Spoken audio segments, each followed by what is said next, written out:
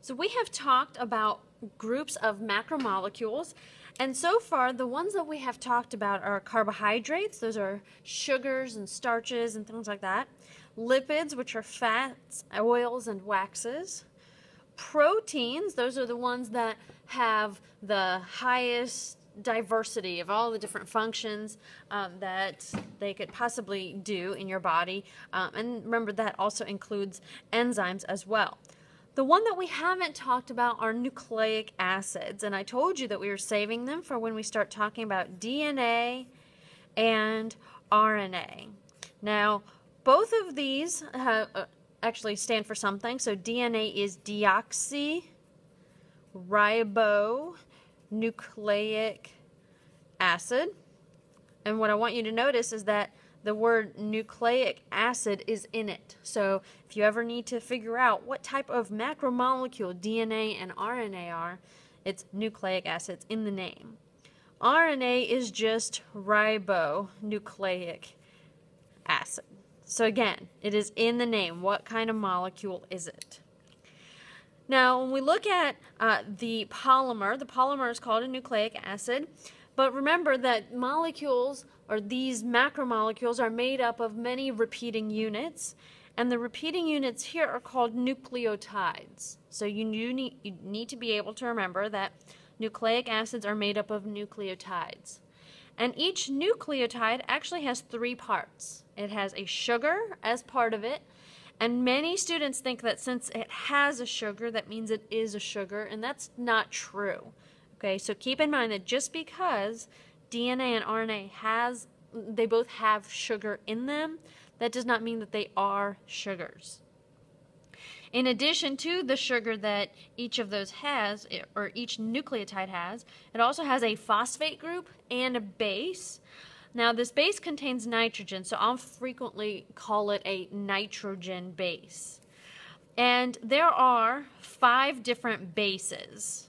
And these are actually very important these are very important for you to know. Excuse me. They are called adenine, thymine, cytosine, guanine, and uracil. Now, I put uracil off to the side because these 4 are found in DNA. However, thymine is not found in RNA. Uracil replaces thymine in RNA. So these 2 are effectively interchangeable depending on DNA and RNA. And we're going to look at the other differences between DNA and RNA in just a minute. But you do need to know that there are 5 total nitrogen bases. And each nucleotide will have a sugar, a phosphate, and 1 base. It could be any one of these 5, depending on, again, whether it's DNA or RNA.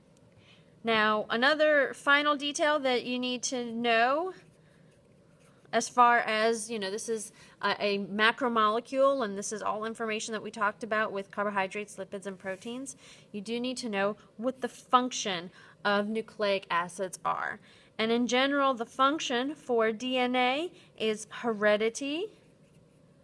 So that refers to passing of information down from parent to child. So one of this is storing the information, that's DNA. Another one is transferring the information, that's RNA. But the main function is just heredity in general, looking at how we pass information down from parent to child. Now let's look at what are the differences between DNA and RNA. There are 3 major differences. The first one is the structure. And we'll look in the next video at the structure of DNA in a little bit more detail. I think this is something that you might already know from previous classes. The structure of DNA is double-stranded.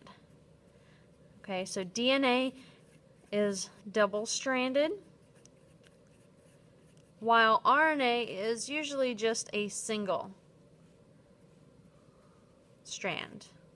Now, sometimes, and we'll look at when we talk about protein synthesis, sometimes that RNA can fold up and essentially bond with itself, but it's still only made up of one single strand.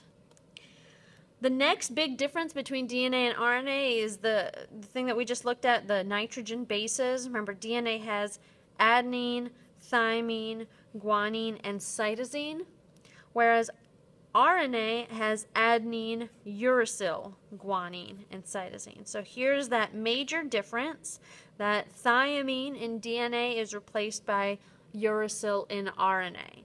So anytime you see a U, you better know that that is RNA. Anytime you see a T, you need to know that that is DNA. Those are dead giveaways, and you will need to be able to identify whether something is DNA or RNA based on that piece of information. The final difference between DNA and RNA that you need to know is the type of sugar in the nucleotides of each of these. So in DNA, you have deoxyribose, and that's what the D in DNA actually stands for, is deoxyribose. And in RNA, you have ribose. And again, that's what the R stands for, is just ribose. Okay, so if you can remember that DNA is deoxyribonucleic acid, then you can remember that the sugar is deoxyribose. And if you can remember that RNA stands for ribonucleic acid, then hopefully ribose sticks out at you as the sugar found in RNA. Now, the next video is going to go into the history of the structure of DNA, so watch that one. And then the one after that will be the process of DNA replication, all of which will ultimately be on your DNA quiz coming up.